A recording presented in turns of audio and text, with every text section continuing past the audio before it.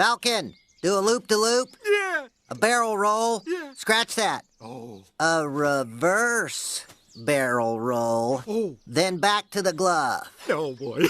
Oh, boy. Sha-sha-sha.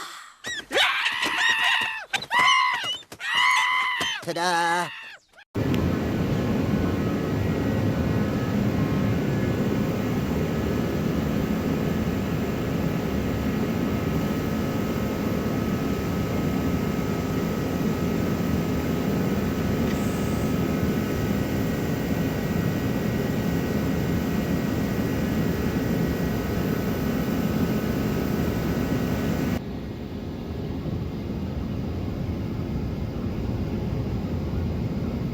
He has completed my training course, as have I his.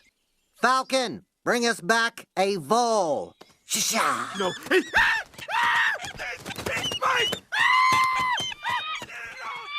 All right, another day. We're back at it again with the garage doors, and it's turning into somewhat of a problem.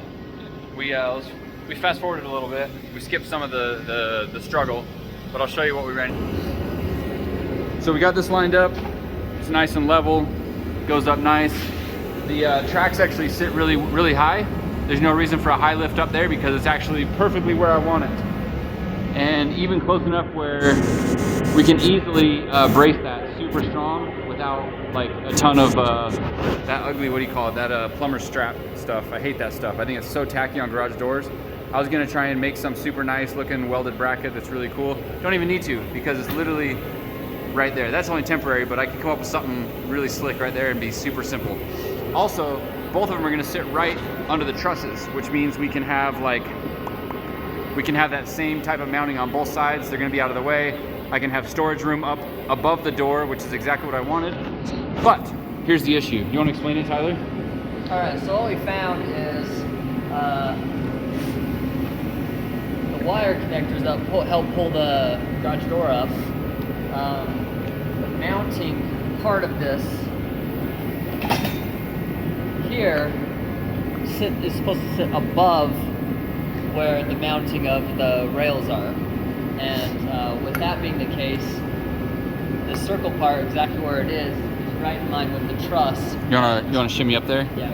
I want to get a good visual of this because I didn't really understand it. You were explaining it to me. I didn't understand it until I saw the issue. This ladder can handle both of us, right? That's right. So as this sits here, the rail's supposed to, or the bar that holds the spring and everything goes on there, but then when this sits, it's supposed to sit exactly where the wire pulls the door up, and you can see if this sits where it's supposed to and everything, the truss is right in the way. And why can't we go further inboard? Because the wire would hit the garage door then. So it has to be perfectly in line going straight up to that. So if we were to go in or out, the wire won't work? Yeah, it would bind up in either the track here or something else. So we were talking about almost our only option at this point is to cut the truss, which I'm not worried about that structurally because first of all, we got 4 trusses where we only need 1 or 2. But we haven't done our framing inspection or our final inspection. So if the inspector shows up and sees the trusses aren't done or that they're modified, I would imagine that would be a major issue for him. So I don't want to cut and modify the trusses. Tyler suggested what we do is we make this other door work. Now that we know what we're doing, make that one work so it goes up and down. This one can stay closed. We can use this for service in the meantime. We'll just modify the trusses a little bit and we should be fine. We're gonna go ahead and put this this rail on and basically mimic what we did on that side and at least get it in the tracks and everything. That way we can take all the blocks of the door off and it'll be in place where it needs to go. Then I can worry about getting the weather stripping on the outside and make this more weather tight for now. The other thing we did is we put OSB all the way up. We blocked in the header. You can see that header's open. This one we did OSB across and put blocks behind it, so that's all trimmed out. We'll do the same thing with this one and get it all set up for the rails to go in over there.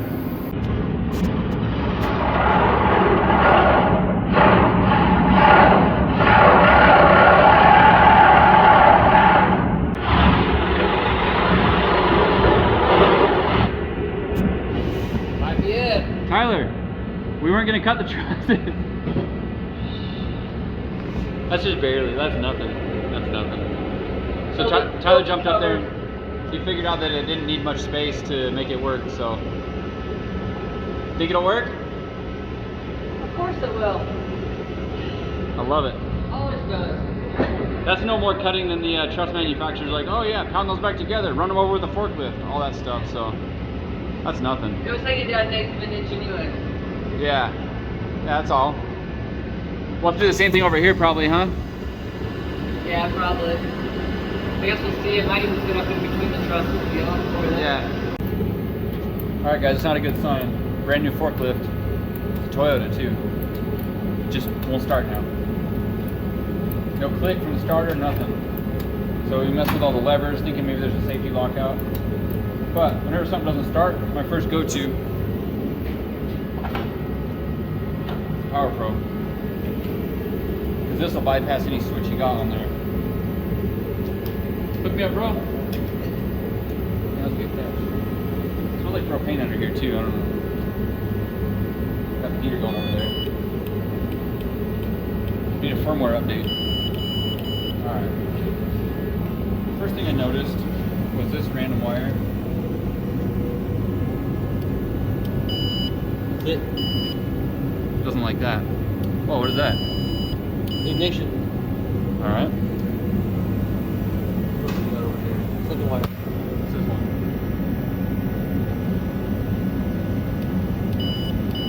Oil. Oh, that's like an oil pressure. That's good. This one.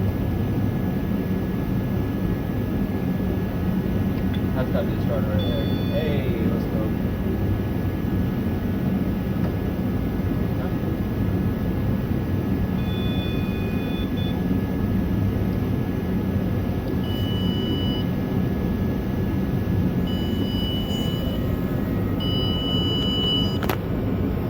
I think this is my faulty Power Pro. Here, turn that key.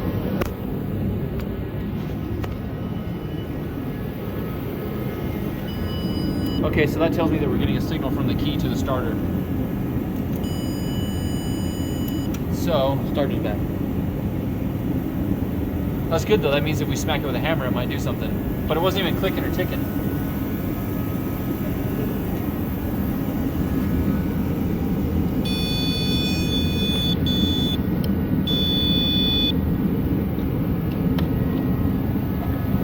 Alright, let me put this back up.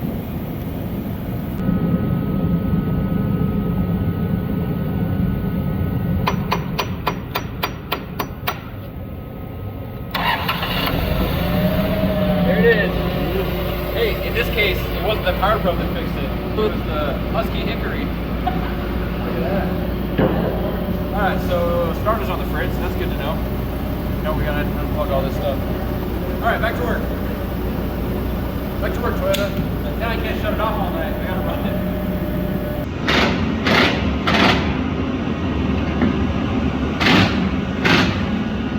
How's it fit, Tyler? Perfect. Yeah? Yeah.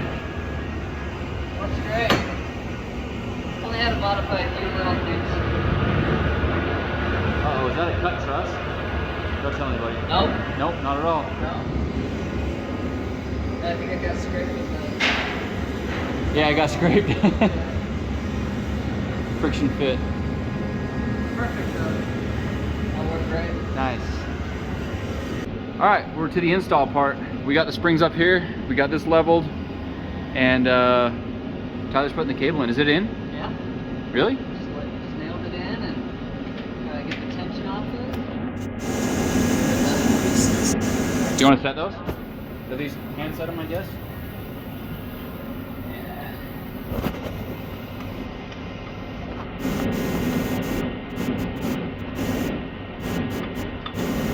So they say once you touch it, then you turn the quarter, 4 quarter turns, so a full turn. Oh dang. And then once you have tension on it, we need vice grips to hold this. We put it against here, no rest against there. Okay. And it will hold tension on it while we do the other one to get tension on it. Okay. And then we leave the vice grips on there while we spring it. Gotcha. So carry part. That's a tomorrow job, right? Yep. Is that it's gonna spring back, right? Yeah. Well, I tightened it enough, so but this whole thing kind of Gotcha. still, so. Gotcha. Yeah. Okay, I'll go grab vice grips.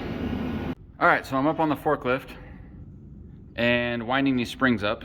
Of course, the first spring, I wound it 5 turns the wrong direction. I'm like, why is it making noise? And then I'm like, wait a minute, it's turning that way. That's gonna push the door down, not lift it up. So then, obviously I had to undo that. Like, you can't just pull it out and like, woo, let the spring go. So I had to unwind it, quarter turn by quarter turn. Then I wound it the right way. I read that it's 1 turn for every foot of door. This is a 12-foot door. I went 13 because I wanted it to have some like really easy lifting. And I did 13 on this one, 13 on that one. And what I found out is 13 turns is too much, because if I take this out right now, the door starts to go up on its own.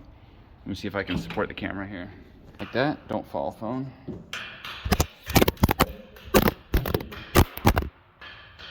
It fell. Now, if I take this off,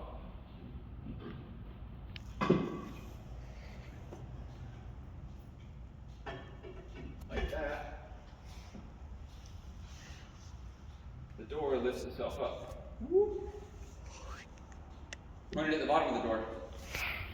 See that? The door lifts up and down. So it's got too much spring tension, it's lifting itself up. So, back up here. What I need to do is unwind the spring probably at least one rotation. Well, both springs, each one. So that's what I'm gonna do for now, is unwind that and see if it does any better.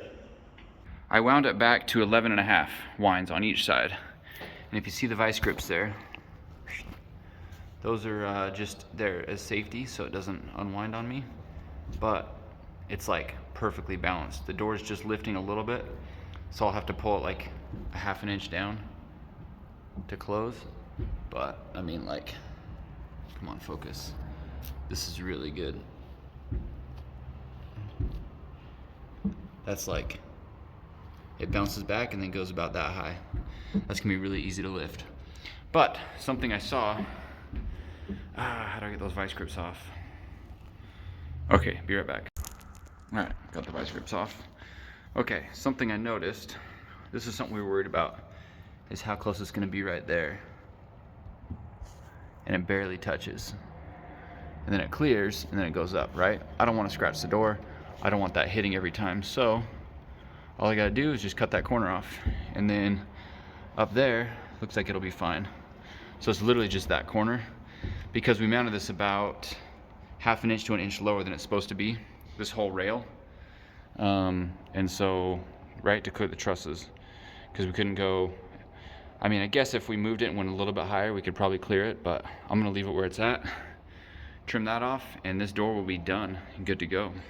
Well, I still need to build mounts for back there. We need to square it, make sure it's the same distance left to right, and then I'll build some brackets. Hopefully the door will go up and down, no problems.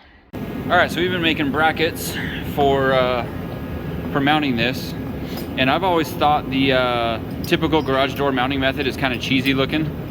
I mean, everybody does it, right? But it seems kind of lazy. You just use this easy plumber strap. I've always wanted to make something a little bit nicer. I've always looked at garages and like, you know what? Someday I want to make something nicer than that. And today's that day. But we're still using this cheesy plumber strap. I may or may not do something different in the future, but I kind of like how this is turning out, and I'll show you why. First of all, we don't have a huge run of length to go. We literally just have a small bracket here. Second of all, I painted it black so it would look a little bit nicer. And so what we did is we just went right to the truss. We got them lined up. It worked out perfectly that it's lined up with the truss. And then I just put a bolt in there with some spacers, and it's strong. But what we're gonna do is Tyler made these little 3-inch pieces, and so we're gonna put them up here like that. Well, we'll do it this way, like that, and then we'll run a strap up to there, and so we'll have just 3 or 4 black straps coming down. It'll all be nicely painted. It'll look really, really good, and it'll satisfy what I've always wanted to do. All right, guys, we got all the brackets installed. Looks great. It's supporting the door. They're really strong. What's funny is, let me see if I can see that mark. the door hit the truss right there. Literally like the tip of the door. I think there's still some wood shavings on the very tip, the corner of the door as it was going up. It hit right there. And then, so what we had to do was remove that piece of wood and then use a ratchet strap. I should have filmed when we were doing that. I didn't know it was gonna work though. And then we pulled the trusses together towards the outside wall and then screwed that back in. So basically the truss moved over, what, probably like an eighth, if that. And now the door travels all the way up uninterrupted.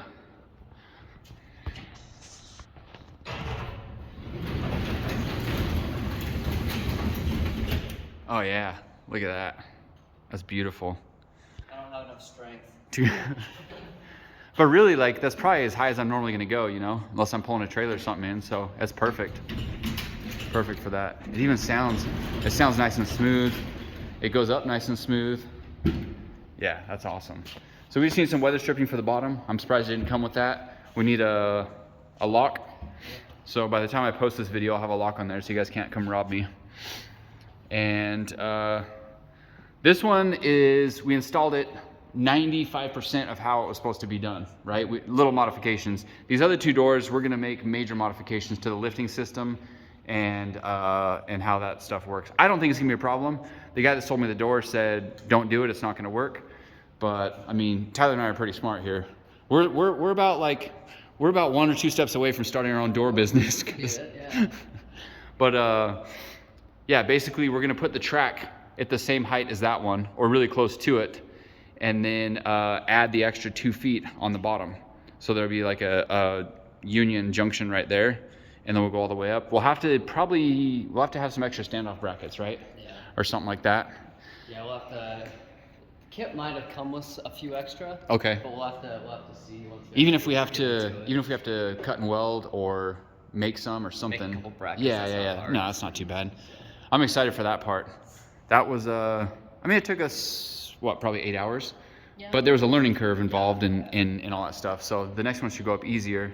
But man, it looks really good. Plus, we went above and beyond to make sure everything was straight and square and level and plumb.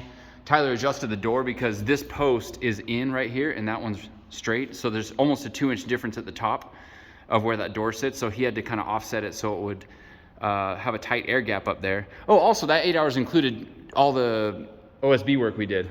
Oh yeah. So that was quite a bit too, which we'll have to do here too. But I think we can make it happen pretty quick. A lot easier.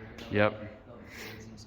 And then I went over and bought a bunch of electrical supplies. So I'm gonna start running Romex all through the whole place. Probably mount a box in the wall, but that'll probably be a separate video. So tomorrow or the next day we'll be getting these other ones set up, and then I'll do a time lapse for you guys of us putting the whole thing up, because the nitty gritty is not so interesting, but kind of the whole process as a whole is good. But that's it for tonight. We'll see you guys tomorrow. Bye.